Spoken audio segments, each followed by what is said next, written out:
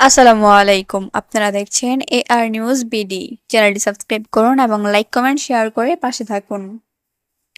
বিএনপির কেন্দ্রীয় সিনিয়র যুগ্ম মহাসচিব রুহুল কবির রিজভী বলেছেন, বিগত ১৬ বছর ধরে ফ্যাসিস্ট শেখ হাসিনার সরকারের শত নির্যাতনের মুখেও বিএনপির নেতাকর্মীরা নীতি আদর্শ থেকে সরে যায়নি।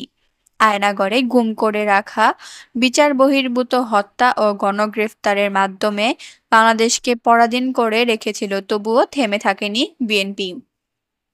এত নিপীড়নের মধ্যেও আন্দোলন চালিয়ে গেছেন নেতাকর্মীরা। আমি বিএনপির তৃণমূলের নেতাকর্মীদের ধন্যবাদ জানাই।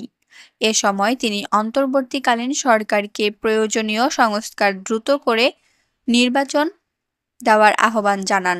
রোববার বিকালে সিলেটের বিয়ানীবাজার উপজেলার বারুইগ্রাম বাজারে লায়ুতা ইউনিয়ন বিএনপি ও অঙ্গ সংগঠনের আয়োজনে পথসভায় বক্তব্যে এসব কথা বলেন তিনি।